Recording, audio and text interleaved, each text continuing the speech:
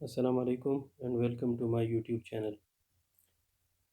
इस वीडियो में हम डिस्कस करेंगे स्पेक्ट्रम और उसकी दो मेन अक़साम जिनमें से एक को कंटिन्यूस स्पेक्ट्रम कहते हैं और एक को लाइन स्पेक्ट्रम कहते हैं। और जिस तरह इससे पहले एक वीडियो में मैंने बताया था कि ये वीडियोस का छोटी छोटी वीडियोस का एक सिलसिला जो स्टार्ट किया है। तो इन वीडियोस का बेसिक मकसद है कि रदरफोर्ड एटॉमिक मॉडल और बोर्स एटॉमिक मॉडल को समझने के लिए एक बैकग्राउंड हमने इसमें बनाना है। तो हम स्टार्ट लेते हैं कि स्पेक्ट्रम क्या चीज़ है, लाइन स्पेक्ट्रम क्या चीज़ है और कंटिन्यूस स्पेक्ट्रम क्या चीज़ है। सबसे पहले इस एक डायग्राम को ज़रा गौर से देखें। इस डायग्राम में आप देखें तो ये दरमियान में जो त्रिकोण सा बनाया हुआ है, ये दरअसल प्रिज्म को रिप्रेजेंट कर रहा है। प्रिज्म एक ऐसी चीज़ है, शीशे की बनी हुई एक इंस्ट्रूमेंट है, जिसमें अगर वाइट लाइट यानी सूरज की रोशनी, ये वाइट लाइट ये सूरज की रोशनी या बल्ब की रोशनी, a beam of light, white light जब उसमें से गुजारी जाती है तो वो वाइट लाइट जो है वो 7 मुख्तलिफ़ रंगों में तकसीम हो जाती है, जिनकी ये बैंड जो है उसका एक बैंड एक सीरीज़ यहाँ पे ये आपको नज़र आ रही है, आप देख सकते हैं इसको स्क्रीन के ऊपर आपके नज़र आ रही है। इसमें आप देखें तो ये कलर जो है रेड से शुरू होकर orange, yellow, green, blue, Indigo और वायलेट, और इसके लिए एक लफ्ज़ जिसको विब ग्योर कहते हैं, विब ग्योर। ये देखें, VIBGYOR, विब ग्योर। इससे आप इसको याद कर सकते हैं इस सीरीज़ को। अब इससे पहले एक वीडियो मैंने वेव्स के ऊपर की थी, और वेव्स की कैरेक्टरिस्टिक में हमने दो चीज़ें बड़ी इंपॉर्टेंट पढ़ी थी। एक थी फ्रीक्वेंसी, जिसको हमने न्यू से ज़ाहिर किया था, और एक वेव लेंथ लेमडा। वेव को इस तरह दो कंटिन्यूस क्रेस्ट के दरमियान या ट्रफ्स के दरमियान जो डिस्टेंस है उसको हम कहते हैं वेव लेंथ। वेव लेंथ और फ्रीक्वेंसी के लिहाज से ये जो वाली वायलेट है इनकी सबसे ज़्यादा फ्रीक्वेंसी है, और ये जो रेड हैं इनकी सबसे कम फ्रीक्वेंसी है, और वेवलेंथ इनका सबसे कम है, वेवलेंथ इसका सबसे ज़्यादा है। तो ये अगर आप देखें तो इंक्रीजिंग वेवलेंथ या डिक्रीजिंग वेवलेंथ, बॉटम से टॉप की तरफ नीचे की तरफ आए तो ये फ्रीक्वेंसी यहाँ से नीचे ज़्यादा होती जा रही है। सबसे ज़्यादा फ्रीक्वेंसी ये विजिबल वायलेट की है। तो अगर यहाँ पे आप गौर करें तो हम इसको डिक्रीजिंग या इंक्रीजिंग ऑर्डर में हमने कुछ रेडिएशंस को अरेंज किया है एक बैंड की सूरत में, स्पेक्ट्रम की सूरत में। इसी बैंड को स्पेक्ट्रम भी कहते हैं कि एक स्पेक्ट्रम की सूरत में हमने कुछ रेडिएशंस को ली हैं, और तरीक़ाकार क्या है कि ये अरेंज हुई हैं डिक्रीजिंग या इंक्रीजिंग ऑर्डर ऑफ वेवलेंथ और फ्रीक्वेंसी, दोनों में से हम किसी को भी कंसिडर कर सकते हैं।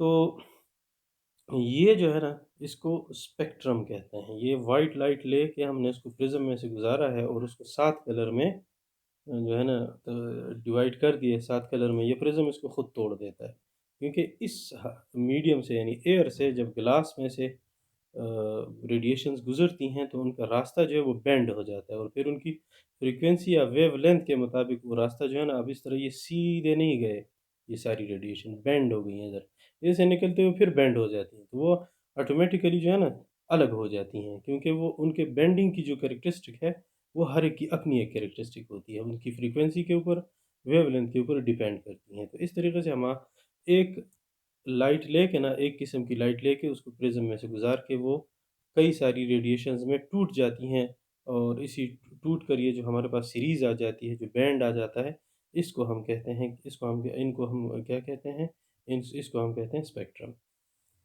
अच्छा जी, अब ज़रा आएँ डिफिनीशन के ऊपर। डिफिनीशन में आप देख लें तो a band R series of radiations, देखें ना, a band R series of radiations, ठीक है, इन ऑर्डर ऑफ इंक्रीजिंग और डिक्रीजिंग ऑर्डर ऑफ वेवलेंथ। ये तो क्लियर है ना, ऑर्डर तरतीब को कहते हैं, इंक्रीजिंग इजाफे को कहते हैं, और डिक्रीजिंग कम होने को कहते हैं, वेवलेंथ के लिहाज से या फ्रीक्वेंसी के लिहाज से। When light resolved when light is resolved into its constituents, radiation is called spectrum। constituents यानी बनाने वाले रेडिएशन में जब उसको रिजॉल्व करते हैं यानी तकसीम कर देते हैं, तोड़ देते हैं, तो ये हो गया जनाब स्पेक्ट्रम की डिफिनीशन। एग्जांपल में हम spectrum of sunlight, hydrogen, electric bulb etcetera light की जो है हम स्पेक्ट्रम ले सकते हैं। आगे देखिए जनाब, टाइप्स ऑफ स्पेक्ट्रम। जिस तरह शुरू में मैंने आपको बताया था कि ये दो स्पेक्ट्रम्स हैं, कंटिन्यूस स्पेक्ट्रम एक है और लाइन स्पेक्ट्रम दूसरी है। ये दो बड़ी किस्में हैं इसकी।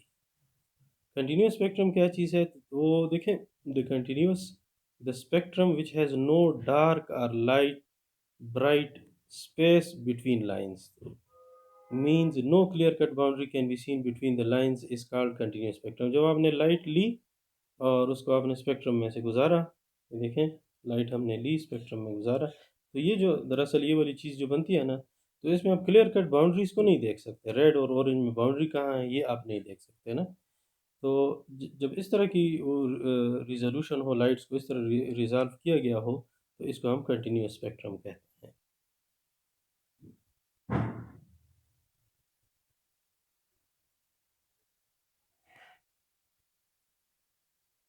सो देखें, the spectrum which has no dark और ब्राइट स्पेस बिटवीन लाइंस, यानी लाइंस मीन्स यहाँ पर वो कलर्स जो हैं, जो रेडिएशंस की आपके पास जो सीरीज़ के कंस्टिट्यूएंट्स आते हैं, कंपोनेंट्स आते हैं, means no clear cut boundary, means no clear cut boundary can be seen between the lines is called continuous spectrum. Different colour diffuse into each other, वो डिफरेंट कलर जो होते हैं उनकी जो बाउंड्री लाइन होती है वो आपस में डिफ्यूज होती हैं। सो डिफ्यूज मीन्स आपस में थोड़ी सी मिक्स हो जाती हैं, so that the boundaries of different colours can not be marked, उनको हम अलग से मार्क नहीं कर सकते। फॉर एग्जांपल रेनबो, उसकी सबसे बड़ी मिसाल जो है कौस कज़ाह, जिसको उर्दू में कहते हैं बारिश की, जो हल्की हल्की बारिश और उसके साथ धूप निकले तो वो जो आसमान में स्पेक्ट्रम बनता है जिसको रेनबो कहते हैं, the spectrum of light and ordinary filament etcetera. ये देखें, दोबारा इसकी ये डायग्राम आ रही है। ये एक और तरीके से डायग्राम मैंने एक बनाई है। ये वेवलेंथ के लिहाज से कि 700 से ना, 700 से शुरू होकर 600, 500, 400 नैनोमीटर्स में ना, वेवलेंथ नैनोमीटर में कंटिन्यूस स्पेक्ट्रम की हम इस तरह भी एक डायग्राम, उसको डायग्रामेटिकली जस्ट इसको एक रिप्रेजेंट किया है। अच्छा जी, अब लाइन स्पेक्ट्रम क्या है, तो इसके अपोजिट हम जाएंगे। अब in this spectrum, in this type of spectrum there is a clear cut boundary between colour bands, यानी जिसमें जो कलर्स होते हैं तो दरअसल वो साथ के साथ कलर होते नहीं हैं। आप किसी एक चीज़ की, किसी एक एलिमेंट की रोशनी को लेके ना उसको प्रिज्म में से या स्पेक्ट्रोफोटोमीटर में से गुजारें, तो वो आपको साथ के साथ कलर नहीं देती हैं, कुछ कलर देती हैं कुछ नहीं देती। इसलिए आपको जो है ना उसमें जो कलर्स देंगे तो ज़ाहिरी बात है उसमें फिर दरमियान में बाउंड्री होगी, क्लियर कट लाइन होगी। Line spectrum is called atomic spectrum, उसको एटॉमिक स्पेक्ट्रम भी कहते हैं क्योंकि वो हम एलिमेंट से उसको हासिल करते हैं। Each element emits light of definite wavelength. तो इसमें इस तरह होता है कि मुख्तलिफ़ तरीक़ेकार होते हैं। मिसाल के तौर पर आप मसलन आप एक इस तरह एक ट्यूब लें और उसमें दो इलेक्ट्रोड्स लगा लें, पॉजिटिव नेगेटिव, लो प्रेशर के ऊपर कोई गैस रखें, हाइड्रोजन रखें, सोडियम के वेपर्स रखें वगैरह वगैरह, तो उनमें से जब आप बिजली गुजारेंगे तो इलेक्ट्रॉन जो है ना उनके एटम के साथ टकराएंगे। तो एटम के बारे में आप सब जानते हैं कि इस तरह उनमें शेल्स होते हैं और उनमें इलेक्ट्रॉन्स होते हैं। तो जब उनके साथ ये बिजली के इलेक्ट्रॉन, तो अगर अब बिजली के इलेक्ट्रॉन आते हैं, बिजली भी दरअसल इलेक्ट्रॉन का फ़्लो होता है। तो लो प्रेशर के ऊपर ट्यूब में आपके पास एटम्स हैं, ठीक है ना, और एक इलेक्ट्रोड से, नेगेटिव इलेक्ट्रोड से इलेक्ट्रॉन पॉजिटिव इलेक्ट्रॉन इलेक्ट्रोड की तरफ जाते हैं। तो ये जब ये एटम के साथ टकराते हैं तो ये इलेक्ट्रॉन जो है ना लोअर एनर्जी लेवल से हायर एनर्जी लेवल में चले जाते हैं, किससे, इलेक्ट्रिसिटी वाले इलेक्ट्रॉन से एनर्जी लेकर। तो जब ये वापस लोअर एनर्जी में आते हैं तो ये क्या करते हैं, ये लाइट देते हैं। तो वो एक मखसूस फ्रीक्वेंसी की लाइट होती है। जब उस लाइट को जब आप लेके प्रिज्म में से गुजारेंगे, प्रिज्म में से, तो आपके पास वो सारे कलर्स नहीं आएंगे, चंद ही कलर्स आपके पास आएंगे। और चंद कलर्स आएंगे तो उन कलर्स के दरमियान क्या होगी, क्लियर कट बाउंड्री होगी। तो इस किस्म के स्पेक्ट्रम को हम लाइन स्पेक्ट्रम भी कहते हैं, एटॉमिक स्पेक्ट्रम भी कहते हैं। इसलिए हम इसको डिफाइन भी इसी तरह करते हैं, in this type of spectrum there is a clear cut boundary between colour bands, line spectrum is also known as atomic spectrum. तो हर एक एलिमेंट जो है ना वो एक लाइट एमिट करता है डेफिनेट वेवलेंथ या डेफिनेट फ्रीक्वेंसी की। Therefore various elements can be distinguish with the help of line spectrum, के हर एक एलिमेंट की है ना अपनी एक लाइन स्पेक्ट्रम होती है। मिसाल के तौर पर ये देखें, सोडियम की इसमें येलो कलर जो है वो ज़्यादा नुमाया है। इस तरह हीलियम को देखें, इसमें भी ये तीन चार कलर जो हैं बीच में ये डार्क बाउंड्री है ना। इसमें भी फर्दर हमें डिटेल की ज़रूरत नहीं है, अदरवाइज़ इसमें भी बड़ी डिटेल है। लाइन स्पेक्ट्रम भी फिर 2 किस्म की होती है, एक होती है एमिशन स्पेक्ट्रम और एक को हम कहते हैं एब्ज़ॉर्प्शन स्पेक्ट्रम। तो उसमें इस तरह होता है कि आप जो ट्यूब लेते हैं, अगर आप उसमें से इलेक्ट्रिसिटी गुज़ारें और वहाँ से लाइट निकले और उसको प्रिज़्म में से गुज़ारें, तो ये आपके पास आता है एमिशन स्पेक्ट्रम। दूसरा तरीक़ेकार इसका ये होता है कि आप एक ट्यूब लें और उसके अंदर जो गैस आप लें, उसको वेपराइज़ करें, उसके ऊपर वाइट लाइट गुज़ारें, तो ये इलेक्ट्रॉनिक ट्रांज़िशन के लिए, जिस तरह मैंने आपसे कहा ना कि लोअर लेवल से हायर लेवल पे इलेक्ट्रॉन चले जाते हैं, तो कुछ लाइट के वेवलेंथ जो है ना, सफ़ेद रोशनी जो है वो 7 कलर्स पे मुश्तमिल है। तो उनमें से कुछ रेडिएशन जो है इन ट्रांज़िशन में इस्तेमाल हो जाती हैं और कुछ रेडिएशन निकल के जब आप उसको स्पेक्ट्रम में से गुज़ारते हैं तो वो रेडिएशन आपके पास आ जाती हैं। तो फिर उसको हम कहते हैं एब्ज़ॉर्प्शन लाइन स्पेक्ट्रम, क्योंकि उसमें कुछ लाइनें एब्ज़ॉर्ब्ड हो जाती हैं, कुछ आपके पास हासिल हो जाती हैं। और इसके अपोज़िट जो मैंने आपको बताया उसको हम कहते हैं एमिशन स्पेक्ट्रम। तो फर्दर लाइन स्पेक्ट्रम की भी फिर 2 किस्में हैं। बहरहाल हमें उनकी ज़रूरत नहीं है बोहर एटॉमिक मॉडल को समझने के लिए कि बोहर पहला बंदा था जिसने ये आइडिया दुनिया को दिया था कि ये लाइन स्पेक्ट्रम किस तरह बनता है, और उसमें उसने यही डिस्कस किया था कि आगे फर्दर हम जाके उसको फिर डिटेल में पढ़ेंगे कि उसने ये कहा था कि डेफ़िनेट सर्कुलर पाथ्स होते हैं और उनमें इलेक्ट्रॉन जो है न्यूक्लियस के गिर्द रिवॉल्व करते हैं, और जब उनको एनर्जी मिलती है तो वो लोअर एनर्जी लेवल से हायर एनर्जी लेवल में जाते हैं, और जब वो वापस आते हैं तो वो डेफ़िनेट वेवलेंथ या डेफ़िनेट फ्रीक्वेंसी की रोशनी रेडिएशंस देते हैं। और ज़ाहिर-सी बात है जब आप उनको प्रिज़्म में से गुज़ारेंगे तो आपके पास 7 के 7 कलर नहीं आएँगे।